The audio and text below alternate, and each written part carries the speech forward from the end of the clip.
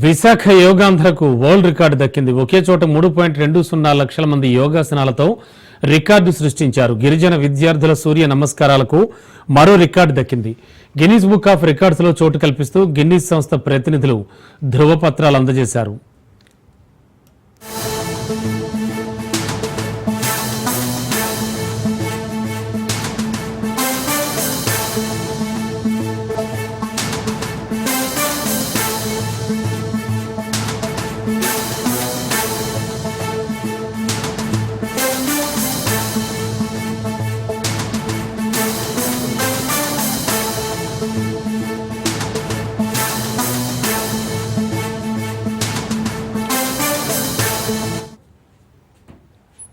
Visakha యోగాంధ్రకు world record దక్కింది. ఒకే చోట 3,20,000 మంది యోగాసనాలతో రికార్డు సృష్టించారు. గిరిజన విద్యార్థుల సూర్య నమస్కారాలకు మరో రికార్డు దక్కింది. గిన్నీస్ బుక్ ఆఫ్ రికార్డ్స్ లో చోటు కల్పిస్తూ గిన్నీస్ సంస్థ ప్రతినిధులు ధృవపత్రాలు అందజేశారు. ఇక లేటెస్ట్ ఇన్ఫో ఇదే అంశానికి సంబంధించి మా కరెస్పాండెంట్ సూర్యప్రకాష్ అడిగి తెలుసుకుందాం. సూర్యప్రకాష్, అంతా సజావుగా సాగిందా? ఎటువంటి అపశృతులు లేకుండా ఎన్ని గంటల నుంచి ఎన్ని గంటల వరకు ఎంత మందితో ఈ యోగాంధ్ర కొనసాగిందనుకోవచ్చు? అలాగే Guinness book of world record కూడా దక్కిందంటున్నారు.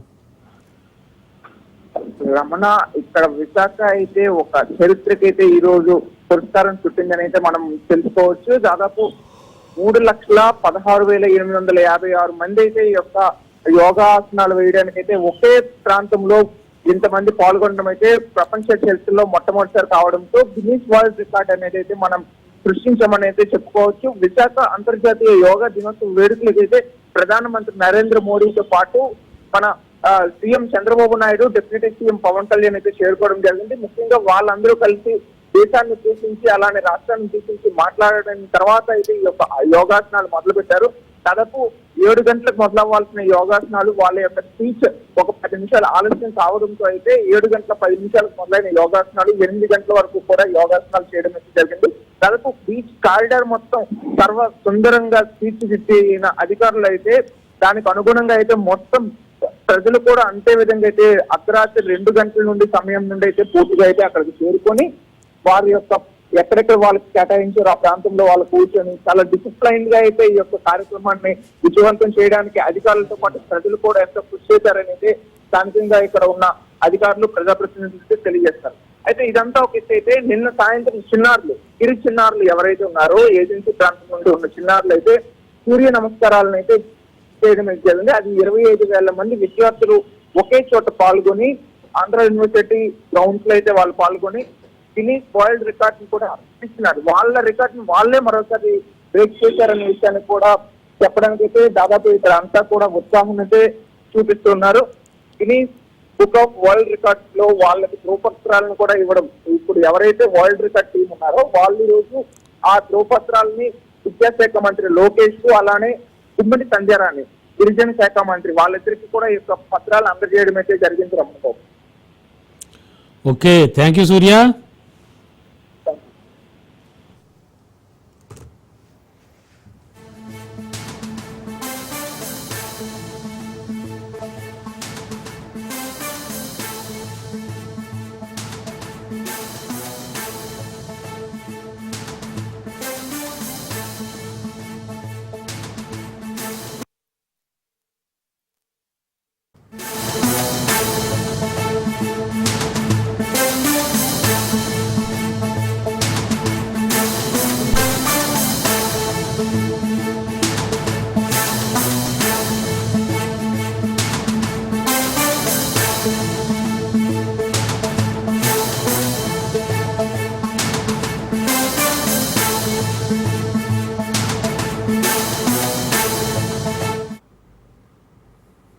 బ్రేకింగ్ లో చూసాం, బీఆర్ఎస్ ఎమ్మెల్యే కౌశిక్ రెడ్డి అరెస్ట్ అయ్యారు. శంషాబాద్ ఎయిర్పోర్ట్ లో కౌశిక్ రెడ్డిని పోలీసులు అరెస్ట్ చేసి వరంగల్ కు తరలించారు. కాసేపట్లో కౌశిక్ రెడ్డిని కోర్టులో హాజరుపరుస్తారు. గ్రానైట్ వ్యాపారిని బెదిరించిన కేసులో కౌశిక్ రెడ్డిని పోలీసులు అరెస్ట్ చేశారు. డబ్బులు ఇవ్వాలంటూ తన భర్త మనోజ్ ను బెదిరించారని సుబేదార్ పిఎస్ లో మనోజ్ భార్య ఉమాదేవి ఫిర్యాదు చేశారు. కౌశిక్ రెడ్డిపై 308(2), 308(4), 352 సెక్షన్ల కింద కేసులు నమోదయ్యాయి. వరంగల్ సుబేదారి పిఎస్ దగ్గర ఉద్రిక్తత నెలకొంది. సుబేదారి పిఎస్ లోనే పాడి కౌశిక్ రెడ్డి ఉన్నారు. పిఎస్ ముందు బీఆర్ఎస్ శ్రేణులు ఆందోళనకు దిగాయి. పోలీసులతో బీఆర్ఎస్ నేతలు వాగ్వాదానికి దిగారు.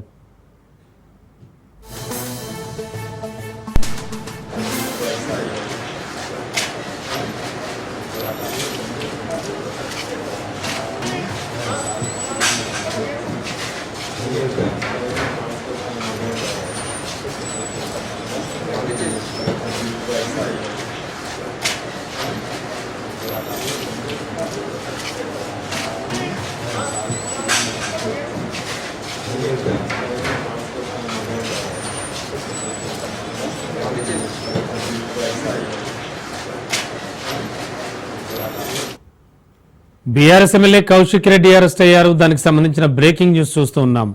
శంషాబాద్ ఎయిర్పోర్ట్ లో కౌశిక్ రెడ్డిని పోలీసులు అరెస్ట్ చేసి వరంగల్కు తరలించారు.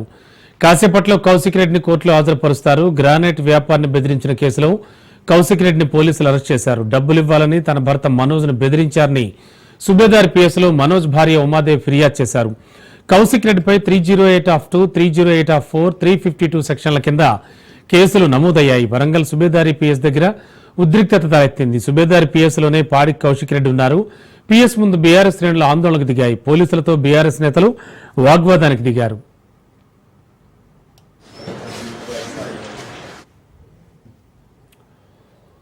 ఇదే అంశానికి సంబంధించి లేటెస్ట్ ఇన్ఫో అందించడానికి మా కరెస్పాండెంట్ చంద్రశేఖర్ సిద్ధంగా ఉన్నారు. శేఖర్, ఏం జరుగుతోంది? సుబేదారి పిఎస్ వద్దకు తరలించారు అంటున్నారు కౌశిక్ రెడ్డిని. అండ్ బీఆర్ఎస్ శ్రేణులు ఏమంటున్నాయి? రమణ, ఏదైతే మార్నింగ్ శంషాబాద్ ఎయిర్పోర్ట్ లో పోలీసులు వాళ్ళ చేతిలోకి తీసుకొని అరెస్ట్ చేసి ఇటు సుబేదారి పోలీసులు వరంగల్లోని సుబేదారి పోలీస్ స్టేషన్ తరలించారు. ఇక్కడ తనకు కొంత మెడికల్ గా కొంత వైద్య పరీక్షలు జరిపించిన తర్వాత ఇటు రిమాండ్ రిపోర్ట్ కూడా ప్రిపేర్ చేస్తున్న పరిస్థితి. ఏదైతే బీఆర్ఎస్ నాయకులు కూడా భారీగా ఈ సుబేదారి పోలీస్ స్టేషన్ కి రావడంతో కొంత మొత్తం పోలీస్ స్టేషన్ పరిసరాలతో కొంత ఉద్రిక్త వాతావరణం అయితే చోటు చేసుకుంది. అధిక సంఖ్యలో ఒక పక్క పోలీసులను మోహరించి ఎక్కడ ఎలాంటి అవాంఛనీయ సంఘటనలు జరగకుండా ముందస్తు జాగ్రత్తలు తీసుకున్నప్పటికీ కూడా ఇప్పుడు బీఆర్ఎస్ మాజీ విప్ డాక్టర్ వినయ్ భాస్కర్ భారీ సంఖ్యలో తన యొక్క అనుచరులతో పోలీస్ స్టేషన్ కి రావడం జరిగింది. తనతో మేము మాట్లాడాలి, ఇప్పుడు కలవాలని అనడంతో కొంత పోలీసులు కొంత అభ్యంతరం చెప్పడంతో కొద్దిగా భారీగా అయితే వాగ్వాదం చోటు చేసుకున్న తర్వాత పోలీసులు మన డాక్టర్ వినయ్ భాస్కర్ ఒక్కరు మాత్రమే తనతో మాట్లాడడానికి పంపించడం జరిగింది. ప్రస్తుతానికైతే అక్కడ కొంత బీఆర్ఎస్ కార్యకర్తలు భారీ సంఖ్యలో అయితే గుమిగూడినారు. అక్కడ ఎక్కడ కూడా ఎలాంటి అవాంఛనీయ సంఘటన జరగకుండా పోలీసులు భారీ బందోబస్తు ఏర్పాటు చేశారు.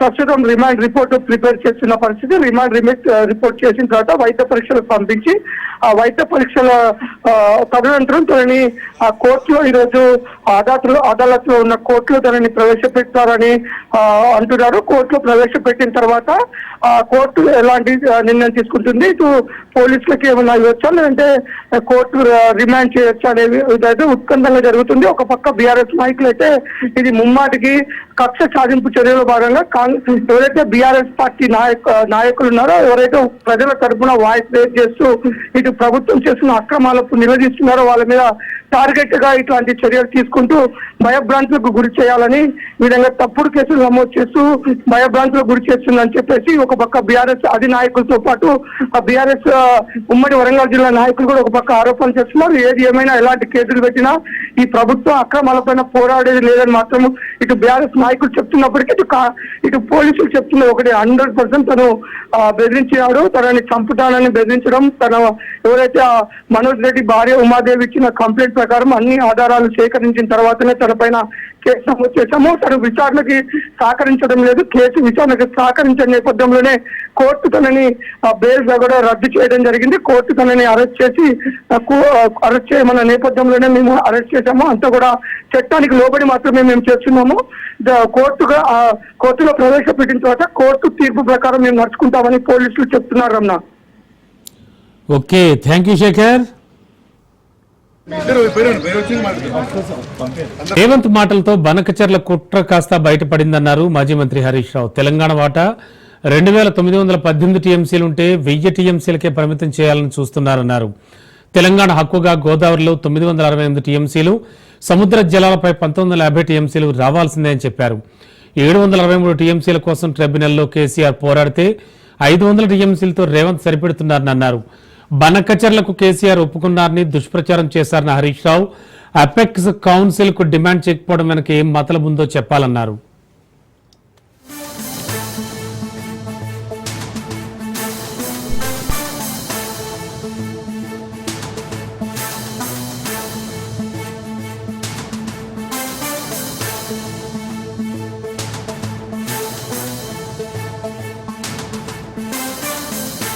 విశాఖ సాగర తీరంలో 11వ అంతర్జాతీయ యోగా దినోత్సవ వేడుకల్లో గ్రాండ్ గా జరిగాయి. అంతర్జాతీయ యోగా దినోత్సవాన్ని పురస్కరించుకుని విశాఖ ఆర్కే బీచ్ నుంచి భీమిలి వరకు 30 కిలోమీటర్ల పొడవున యోగాసనాలు వేశారు. బీచ్ రోడ్డుతో పాటు చుట్టుపక్కల విద్యా సంస్థలు, మైదానాలు తదితర ప్రాంతాల్లో దాదాపు 5 లక్షల మంది కార్యక్రమాల్లో పాల్గొన్న ఆసనాలు వేశారు. ప్రధాని Modi, governor S Abdul Nazeer, CM Chandrababu, ఉప ముఖ్యమంత్రి పవన్ కళ్యాణ్, కేంద్ర రాష్ట్ర మంత్రులు యోగాంధ్ర కార్యక్రమంలో పాల్గొన్నారు.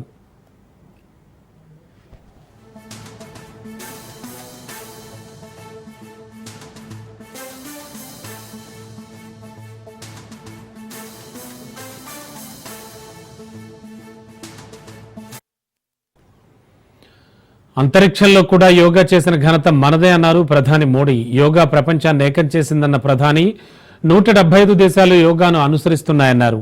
యోగా గ్లోబలైజేషన్ కావడం సామాన్య విషయం కాదని, ఇది మనతోనే సాధ్యమైందన్నారు. నేవీకి చెందిన నౌకల్లో యోగాసనాలు వేస్తున్నారన్నారు మోడీ. యోగా అందరి కోసమని, ప్రగతి ప్రకృతి సంగమస్థలి విశాఖ అన్నారు ప్రధాని మోడీ. చంద్రబాబు, పవన్ కు అభినందనలు తెలిపారు. देश और दुनिया भर के सभी लोगों को इंटरनेशनल योग डे की बहुत बहुत शुभकामनाएं।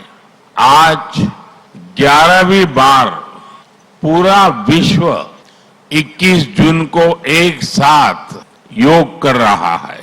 योग का सीधा साधा अर्थ होता है जुड़ना, और ये देखना सुखद है कि कैसे योग ने पूरे विश्व को जोड़ा है। मैं बीते एक दशक में योग की यात्रा को जब देखता हूं तो बहुत कुछ याद आता है। वो दिन जब संयुक्त राष्ट्र में भारत ने प्रस्ताव रखा कि 21 जून को अंतर्राष्ट्रीय योग दिवस के रूप में मान्यता मिले, और तब कम से कम समय में दुनिया के 175 देश हमारे इस प्रस्ताव के साथ खड़े हुए। आज की दुनिया में ऐसी एकजुटता, ऐसा समर्थन सामान्य घटना नहीं है। ये सिर्फ एक प्रस्ताव का समर्थन भर नहीं था, ये मानवता के भले के लिए दुनिया का सामूहिक प्रयास था। భారతీయ మూలాలున్న యోగా ప్రపంచ వ్యాప్తం అయిందన్నారు సీఎం చంద్రబాబు. 12 లక్షల ప్రాంతాల్లో యోగా చేస్తున్నారని, 11వ అంతర్జాతీయ యోగా దినోత్సవం ఒక రికార్డు నెలకొల్పబోతోందన్నారు. సెప్టెంబర్ నుంచి యోగా లీగ్ ప్రారంభమవుతుందన్న సీఎం 2.17 కోట్ల మంది యోగా కోసం ఎన్రోల్ చేసుకున్నారని చెప్పారు. గిరిజన విద్యార్థులు సూర్య నమస్కారాలతో రికార్డు సృష్టించారని, 11వ అంతర్జాతీయ యోగా దినోత్సవాన్ని విశాఖ సాగర్ తీరాన జరుపుకోవడం ఆనందంగా ఉందన్నారు. జాతి, కుల, మతాలకు అతీతంగా యోగాను పాటిస్తామని సీఎం తెలిపారు.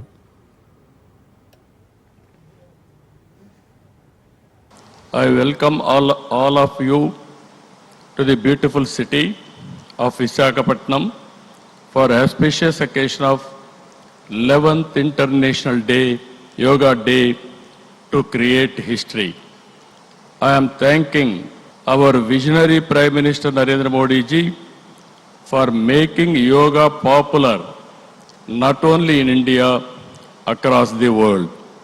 He started International Yoga Day through United Nations and made yoga a global wellness movement. Today, it is being celebrated in more than 175 countries across 12 lakh locations with the participation of over 10 crore people. Yoga is accepted by everyone, irrespective of nationality, region, religion, and language. Inspired by his vision, we organized a month-long Yogaandhra campaign by training more than 1.44 lakh yoga trainers, registering over 2.17 crore participants in 1.4 lakh locations, 3 lakh plus participants in single location, that is beautiful city of Visakhapatnam. From here 28 kilometers up to Bhogapuram. యోగాను ప్రపంచవ్యాప్తం చేసిన దార్శనికుడు ప్రధానమంత్రి మోడీ అని deputy CM Pawan Kalyan కొనియాడారు. మోడీ సంకల్ప సాధకుడున్న పవన్ యోగా భారతీయులకు దక్కిన గౌరవం అని చెప్పారు. యోగాకు 175 దేశాల మద్దతు కూడగట్టిన శక్తి మోడీ అని, వన్ ఎర్త్ వన్ హెల్త్ నినాదం మన విధానం కావాలని పవన్ చెప్పుకొచ్చారు. గొప్పదనాన్ని ఋగ్వేదంలో ఉన్న మహానుభావులు తెలియజేస్తే దానిని ప్రపంచవ్యాపితం చేసిన దార్శనికులు మాత్రం గౌరవ ప్రధానమంత్రి శ్రీ నరేంద్ర మోదీ గారు. భారతీయ సనాతన ధర్మం తాలూకు విశిష్టతను యోగా ద్వారా విశ్వవ్యాపితం చేసిన ఘనత ఆయన సొంతం. యోగా సాధకులు ఎంతటి దృఢచిత్తాన్ని కలిగి ఉంటారు, ఒత్తిడి జయించి సంకల్ప సాధకులుగా ఎలా నిలబడతారన్న దానికి కూడా మన గౌరవ ప్రధాని శ్రీ మోదీజీ గారు నిలువెత్తు ఉదాహరణ. ప్రపంచ యోగా దినోత్సవం యావత్ భారతవానికి భారతీయులకి దక్కిన గౌరవం. 2014లో అప్పుడే ఐక్యరాజ్య సమితిలో గౌరవ ప్రధానమంత్రి మోదీ గారు ప్రవేశపెట్టినప్పుడు దాదాపు 177 దేశాలు ఈ రెజల్యూషన్కి మద్దతు పలికినాయి. ఇంతమంది మద్దతుని కూడగట్టగలిగి ఈ రోజున మనకి 2015 నుంచి యోగా దినోత్సవం ప్రారంభమైంది. ఈ రోజున గౌరవ ప్రధానమంత్రి మోదీజీ గారి పిలుపు మేరకు మనం మొదట విశాఖ 11వ యోగా దినోత్సవ సంబరాలకు వేదిక అయింది. శ్రీ మోదీజీ గారి సమక్షంలో గౌరవ ముఖ్యమంత్రి వర్యులు శ్రీ చంద్రబాబు నాయుడు గారి కృషితో ప్రపంచ రికార్డుకు వేదికగా నిలిచింది. మన యోగా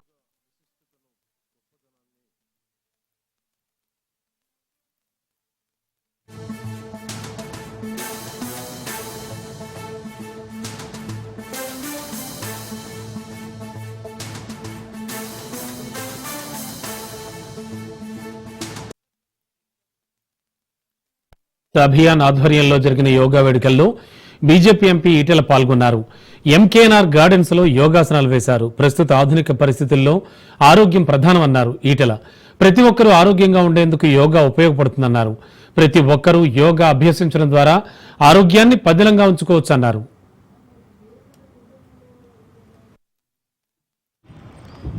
ఓబీసీ రాష్ట్ర కార్యవర్గ రెండోది బ్రీతింగ్ చేసే హ్యాండ్స్ పైకి తీసుకెళ్ళండి.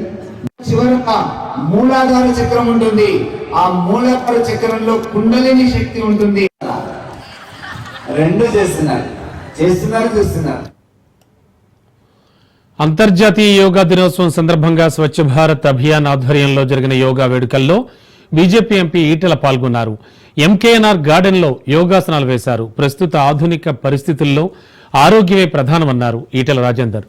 ప్రతి ఒక్కరూ ఆరోగ్యంగా ఉండేందుకు యోగా ఉపయోగపడుతుందన్నారు. ప్రతి ఒక్కరూ కూడా యోగాను అభ్యసించడం ద్వారా ఆరోగ్యాన్ని పదిలంగా ఉంచుకోవచ్చన్నారు.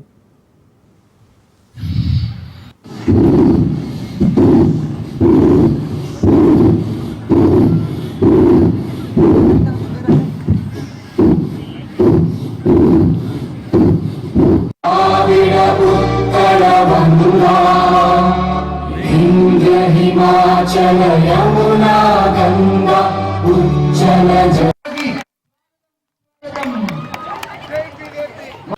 ఫోన్ ట్యాపింగ్ పై కేంద్ర మంత్రి బండి సంజయ్ కీలక వ్యాఖ్యలు చేశారు. ప్రభాకర్ రావు, రాధాకృష్ణరావు చాలా మందిని వేధించారని తెలిపారు. ఫోన్ ట్యాప్ చేసి చాలా కుటుంబాల ఉసురు పోసుకున్నారని మండిపడ్డారు. ఫోన్ ట్యాపింగ్ కేసు సీబీఐకి అప్పగించాలని బండి సంజయ్ డిమాండ్ చేశారు. రాధాకృష్ణరావు స్టేట్మెంట్ లో కేసీఆర్ పేరు చెప్పారన్నారు. కేసీఆర్ కు నోటీసులు ఇచ్చి ఎందుకు విచారించడం లేదని ప్రశ్నించారు. కాంగ్రెస్ బీఆర్ఎస్ కుమ్మక్కయ్యాయని బండి సంజయ్ ఆరోపించారు.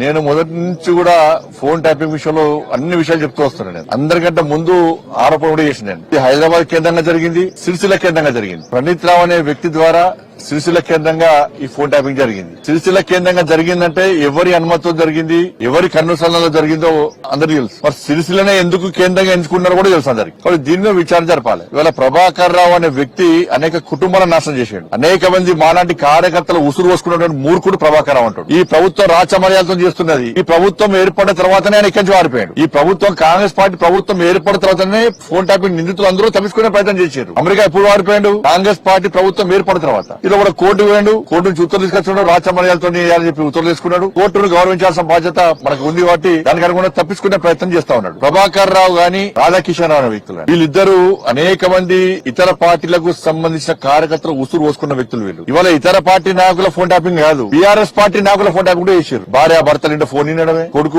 తల్లింటే ఫోన్ ఇవ్వడమే, జడ్జిల ఫోన్లు కూడా ఫోన్ ట్యాప్ చేశారు. జడ్జిలకు కూడా. కాబట్టి జడ్జిలకు కూడా ఫోన్ ట్యాప్ చేశారు. కాబట్టి దీన్ని సీబీఐకి ఇవ్వాల్సిన బాధ్యత రాష్ట్ర ప్రభుత్వం మీద ఉంది. ఇదే ముఖ్యమంత్రి గారు ఎన్నికల సమయంలో అనేక సందర్భాల్లో సిబిఐ విచారణ జరపాలని ముఖ్యమంత్రి గారు కోరారు, రేవంత్ రెడ్డి గారు కోరారు. మరి వాళ్ళ ముఖ్యమంత్రి గారు ఫోన్ ట్యాపింగ్ విషయంలో విచారణ తూతు మంత్రంగా సాగుతున్నది. వాళ్ళ కేవలం అధికారులకే పరిమితం చేయకండి. ఇవాళ వాళ్ళ వాంగ్మూలంలో ఏం చెప్పారు? పెద్ద ఆయన చెప్తే మేము ఫోన్ ట్యాపింగ్ చేస్తామన్నారు. పెద్ద ఆయన ఎవరు? పెద్ద ఆయన కల్వకుంట్ల చంద్రశేఖర్ రావు అని చెప్పి క్లియర్ గా దానిలో వాంగ్మూలంలో స్టేట్మెంట్ లో రికార్డ్ అయి ఉన్నది. మరి స్టేట్మెంట్ లో భుజంగరావు రాధాకృష్ణారావు ఎవరు వాళ్ళిద్దరు స్టేట్మెంట్ ఇచ్చినప్పుడు రాధాకిషన్ రావు